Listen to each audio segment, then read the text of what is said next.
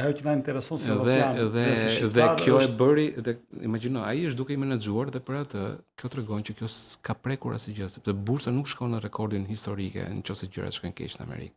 po Dhe për Amerikën kjo është duke ecur mirë. Për Amerikën e kemi të qartë tani, po për Shqipërinë dhe për natyrisht Ballkanin dhe Europën, a mendoni se ka një zgjidhje e shpejtë e këtij konflikti, pra çlirimi i Hormuzit mbi të gjitha, do çojë në normalizimin e çmimeve, sepse kemi një inflacion në rritje që na produktet e naftës deri te në produktet e saj, të cilat janë lidhur me fertilizerët, me natyrisht në produktet e plastikës e çdo gjë tjetër që ka rritur kostot ndjeshëm të jetesës.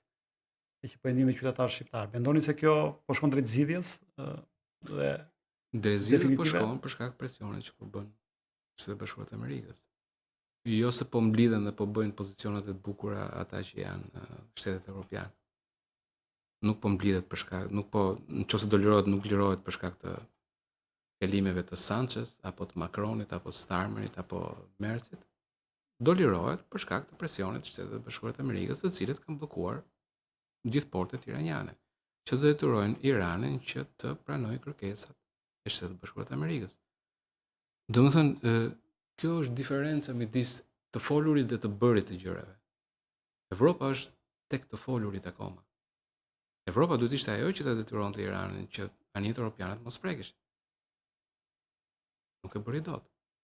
Sepse është pa aftë, është e aftë vetëm të flasë dhe të bëjë propagandë. Nuk mundon të veprojnë në mënyrë selektive, pra Francat, Spanjat negocioni. Secili filloi vetë, domethënë edhe dhe eksperjenca ka treguar që sa herë që janë futur fuqitë europiane në atë zonë, më tepër kanë bërë probleme. Franca për shembull solli Ayatollah Khomeinin. Dhe solli për të përmirësuar jetën e popullit iranian. Ka qenë Franca me Air France që ka vënë, ka qenë azil politik në Francë. Merrte mbështetjen e intelektualëve francez, Michel Foucault. Ishte mbështetësi më i zjarrt, neomarksisti Michel Foucault. Mbështetësi më i zjarrt i Khomeinit. Tha, ky do sjelli, tha, mrekullin, tha, për popullin iranian. Edhe gjithë majta dhe gjithë intelektualët francez ishin mbrapa mullave, siç ishin gjithë komunistët. Se u quhet në atë kohë Aleanca Kuqezit, ku ishin komunistët të zinë ishin mullat. Dhe ishte kjo aleancë, që një pjesë e aleancës kemi edhe sot në Shqipëri, Meku për shembull është marksist-leninist me tipare islamike, ishin këta që u futën aty dhe e shkatruan jetën e iranianëve. Kështu që këto dillet e veçme që bëjnë, më shumë mundësi ka e para punës si prishin punë vendeve ku janë aty, po e dyta punës edhe po themi vetë vendeve të tyre, në kuptimin e nëse ti një person i cili sillet si bulli bllokon kushtet e Hormuzit në këtë rast, dhe ti sillesh i dobët, ai do të fillojë të bëjë presion në çdo drejtim.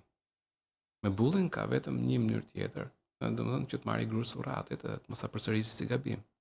Trumpi këtë ditë ta bëj.